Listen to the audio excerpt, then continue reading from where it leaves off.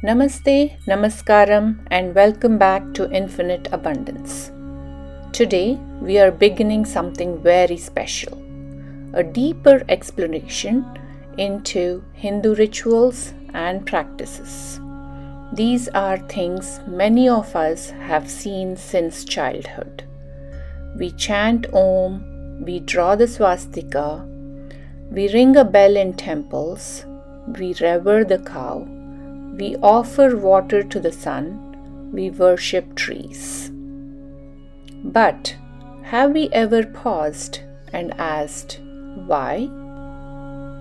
Are these merely traditions passed down without meaning?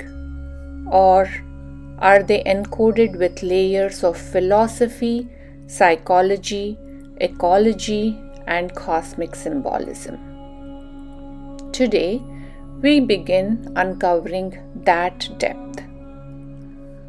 Let's begin with the most fundamental sound in Sanatana Dharma, Om. When we chant Om, we are not merely uttering a syllable. We are invoking what the ancient seers described as the primordial vibration of existence. The Mandukya Upanishad, one of the shortest yet most powerful, profound Upanishads, declares that Om is the sound form of ultimate reality, the Brahman. Think about that. Not a word that describes reality, but a vibration that is reality. Om is composed of three phonetic components: A, O, M. These three sounds correspond to the cosmic functions: creation, associated with Brahma; preservation, associated with Vishnu; and dissolution, associated with Shiva. But the symbolism goes even deeper. A representation that the waking state is the reality we experience through our senses. O represents the dreaming state, the inner world of impressions and memory. M represents deep sleep, the state where individuality dissolves into rest. And then comes the silence after chanting Om. That silence represents Turiya, pure consciousness beyond waking, dreaming, and deep sleep. So, when we chant Om, we are aligning ourselves with the entire spectrum of consciousness. From a psychological perspective, chanting Om creates vibrations in the chest cavity and skull. Studies show it stimulates the vagus nerve and activates the parasympathetic nervous system, ultimately reducing stress and stabilizing breathing. Notice how you feel after chanting it slowly. Calmer, grounded, centered. Spiritually, Om reminds us that we are not isolated individuals. We are part of a cosmic vibration. That is why Om precedes almost every mantra. It is not just a sound. It is existence itself expressed as vibration. Next, let's talk about one of the most misunderstood symbols in the modern world, the swastika. The word comes from Sanskrit. Su meaning good, Asti meaning existence. Swastika literally means may good prevail. This symbol is one of the most ancient sacred signs known to humanity. found in civilizations thousands of years old. In Vedic understanding, the swastik symbolizes the cyclical nature of time, the movement of sun, the four directions, and the four Vedas. Its clockwise orientation represents growth, expansion, and auspiciousness. You will see it at temple entrances, on wedding invitations, during housewarmings, and at the start of rituals. Unfortunately, in the 20th century, this sacred symbol was misappropriated in Europe and distorted into something political and violent. But the original swastik predates that misuse by thousands of years and is spiritually unrelated to it. In Hindu thought, the swastik represents stability within motion. Imagine the rotating universe, galaxies spinning, seasons cycling, life unfolding.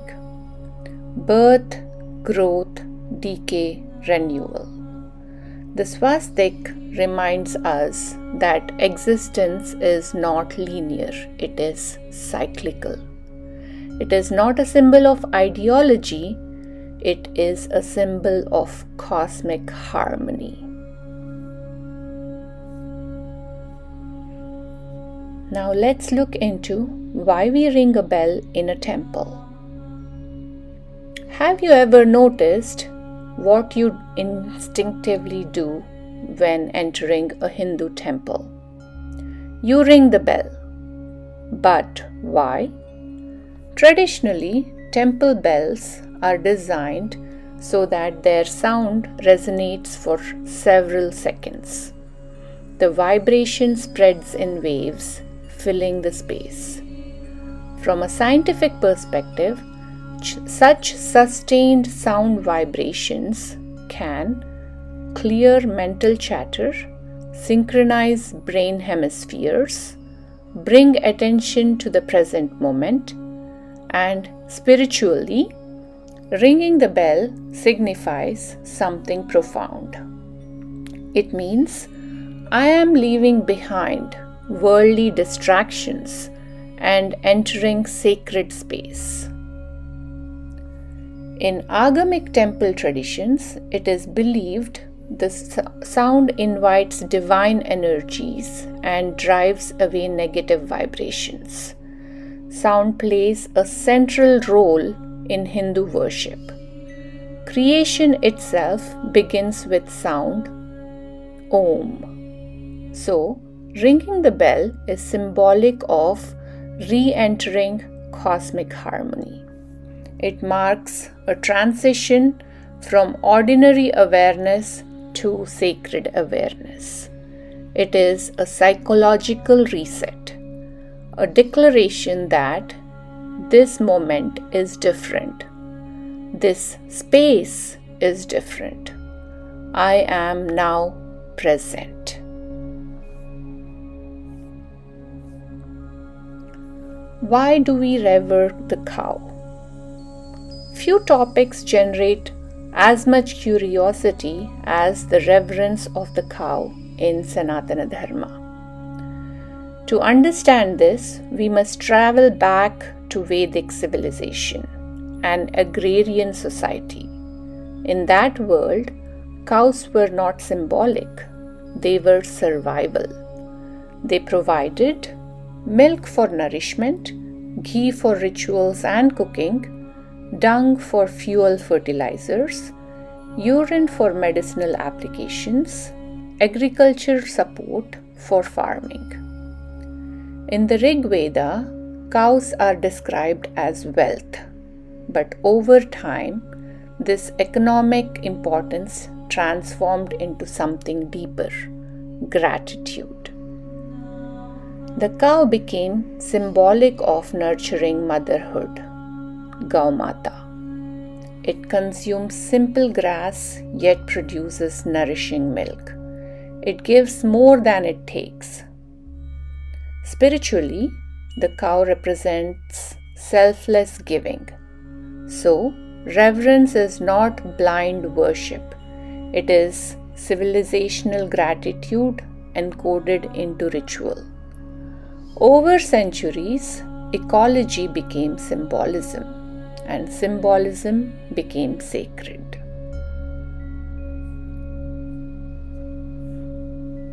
Now let's clarify an important philosophical distinction: Sanatana Dharma versus Hindu Dharma. Sanatana Dharma means eternal law. It does not refer to a religion in the modern sense. It refers to universal principles governing existence. These include dharma, the righteous living; karma, action and consequence; samsara, cycle of rebirth; moksha, the liberation. These principles are not confined to geography. They describe the mechanics of consciousness and existence. The term Hindu, however, has geographical origins. It comes from the Persian pronunciation of the river Sindhu, the Indus. It initially referred to people living beyond that river. Over time, it evolved into a cultural and religious identity. So, philosophically, Sanatana Dharma is timeless universal truth. Hinduism is the civilizational expression of that truth. Sanatana Dharma is broader than any label. It is not about conversion. It is about realization.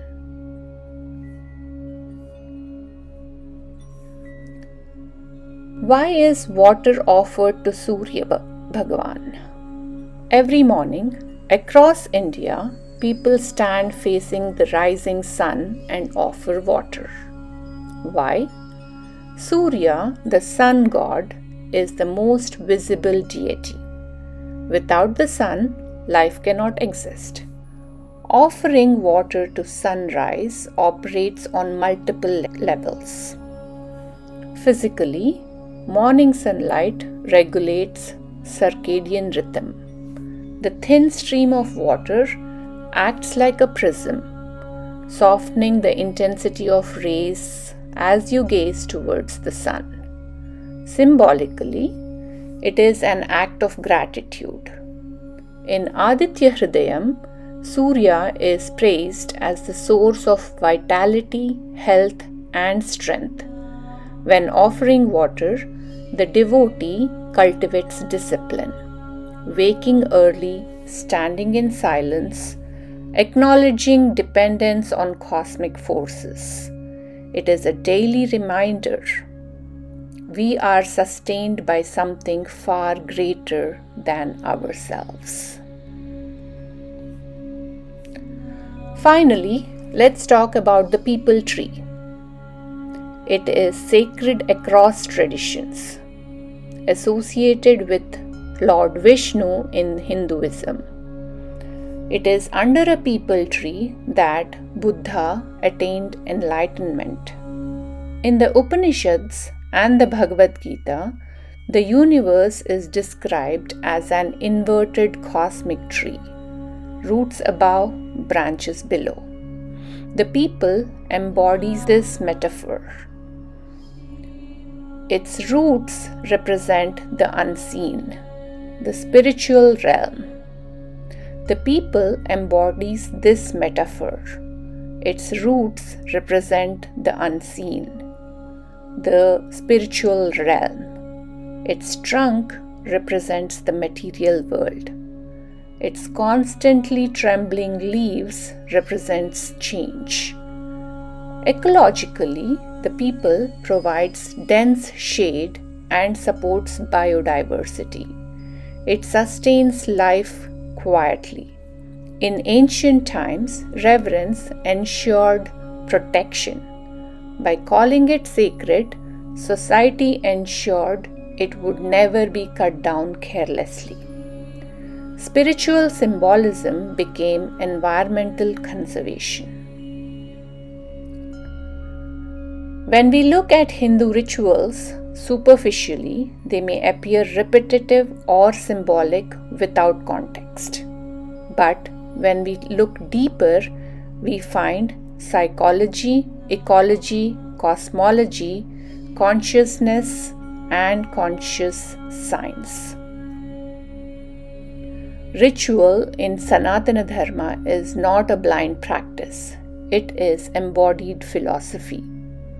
It is philosophy lived through action. There are multiple parts to this particular set of Hindu rituals that we will be exploring. In part 2, we will continue exploring more practices and decode their inner meaning. If you found this meaningful, share your thoughts in the comments. And remember, tradition is not the worship of ashes. It is the preservation of fire. Until next time, stay aware, stay grounded, stay aligned with infinite abundance.